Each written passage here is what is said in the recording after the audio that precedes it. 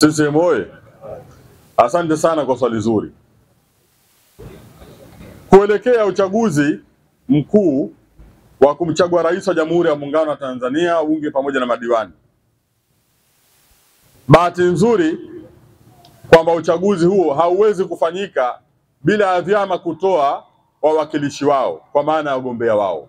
Kila chama kina utaratibu wake, lakini utaratibu wa Chama cha Mapinduzi ni utaratibu ambao umenyooka, na bahati nzuri kila aliyetia nia ya kugombea anafahamu utaratibu huo wa chama chetu.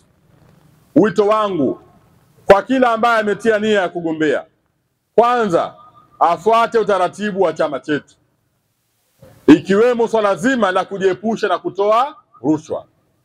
Lakini pia niwaombe viongozi na wale waliopewa dhamana ya kuchagua ama kuwapigia kura wale wanaotaka nafasi ya uwakilishi, nao wajiepushe pia na kupokea rushwa.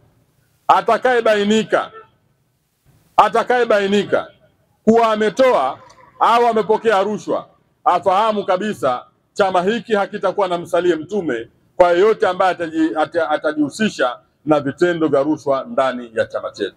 Tufuate taratibu wa chama chetu ili tuwapate wagombea wazuri ndani ya chama chetu, na lazima wafahamu, mtu akiona kwamba fedha yake ndio itampitisha, fedha sio sababu ya yeye kuwa mgombea wetu. Anaweza akatoa fedha akapata nafasi ya uongozi kwa sababu ya kuwashawishi watu. Tutakapobaini, chama hiki kitamkata mbali jina lake na kuwapata wale ambao walifuata utaratibu wa chama chetu. Asante sana.